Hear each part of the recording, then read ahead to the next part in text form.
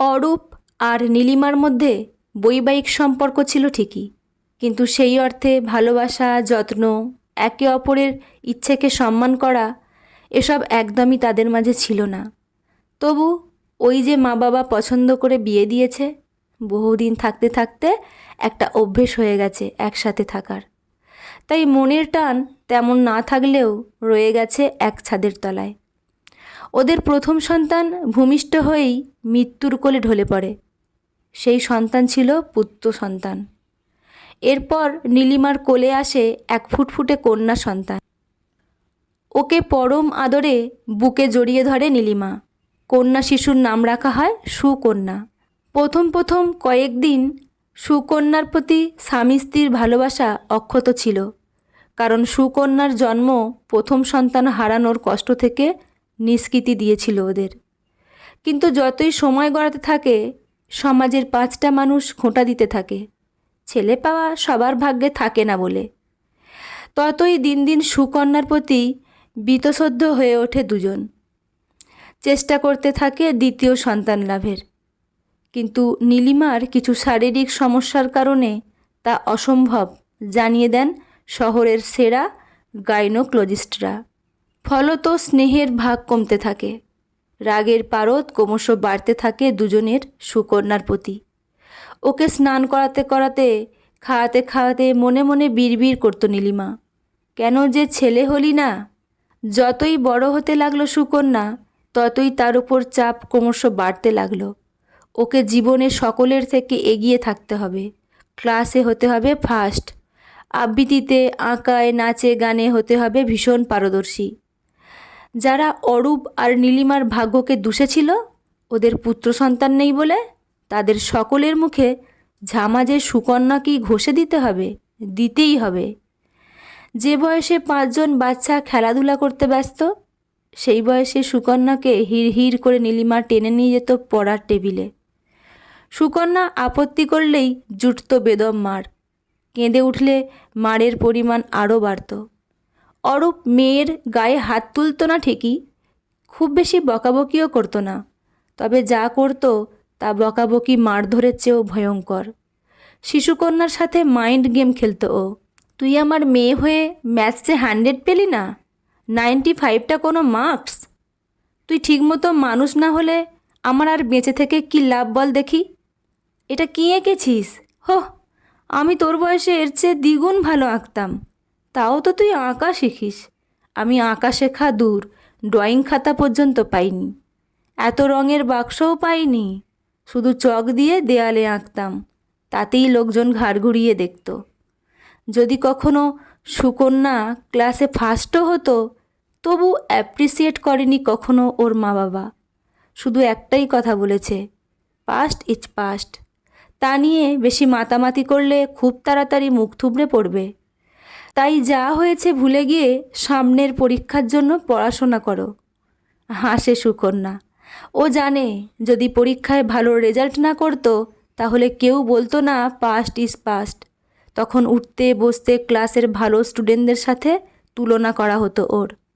তবুও পরবর্তী পরীক্ষায় ভালো ফল করলে মা বাবার কাছে অ্যাপ্রিসিয়েশন পাবে, এই আশাটুকু বুকে বাঁচিয়ে রেখে পড়তে বসতো ও। মাধ্যমিকে দুর্দান্ত রেজাল্ট করলো সুকন্যা, জেলার মধ্যে ফার্স্ট হলো ও। অ্যাপ্রিসিয়েশন পেল সুকন্যা, কিন্তু তা শুধু 5জনের সামনে। তবুও সম্পূর্ণ ক্রেডিট ওরা কখনোই সুকন্যাকে দেয়নি।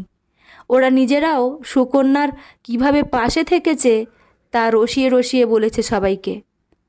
মাধ্যমিকের রেজাল্টের পর অনেকের কাছে সুকন্যার ভূয়সী প্রশংসা শুনে ওর প্রতি মন গড়ল ঠিকই অরূপ আর নীলিমার, তবে তা সাময়িক। সুকন্যা যেই আর্টস নেওয়ার আর্জি জানালো, রাগে চোখ মুখ লাল হয়ে গেল দুজনের। সায়েন্সে এত ভালো রেজাল্ট করেও আর্টস? মধুদার ছেলে তোর চেয়ে 150 নাম্বার কম পেয়েও সায়েন্স পড়বে, আর তুই এত ভালো মার্কস পেয়ে আর্টস নেবি? ছি ছি, লোককে মুখ দেখাবো কী করে আমরা? এর চেয়ে মাধ্যমিকে ফেল করলেই তো ভালো করতিস। আর্টস নেওয়ার জাস্টিফিকেশানটা ঠিক মতো দেওয়া যেত সবাইকে। বাধ্য হয়েই সায়েন্স পড়তে হলো সুকন্যাকে। এবারেও দুর্দান্ত রেজাল্ট। অরূপ আর নীলিমার গর্বে বুক ফুলে উঠল। ওদের নেওয়া সিদ্ধান্ত কতটা ঠিক তা ভেবে। শহরের নামী কলেজে ইঞ্জিনিয়ারিং পড়তে গেল সুকন্যা। পড়াশোনার চাপে হারিয়ে গেল ওর প্রথম ভালোবাসা ড্রয়িং। এই জন্যই তো আর্টস নিতে চেয়েছিল ও। স্কুল শেষ করে একটা ভালো আর্ট কলেজে ভর্তি হওয়ার ইচ্ছে ছিল ওর। মৃত স্বপ্নের উপর দাঁড়িয়ে ইঞ্জিনিয়ারিং পাস করলো ও। এবারেও দুর্দান্ত নম্বর। তবু আজও মা বাবার কাছে সামান্যতম অ্যাপ্রিসিয়েশন পেল না ও। পাবেই বা কী করে? তারা তো তখন নিজেদের পিঠ চাপড়াতে ব্যস্ত, তাদের সিদ্ধান্ত কতটা ঠিক সে কথা ভেবে।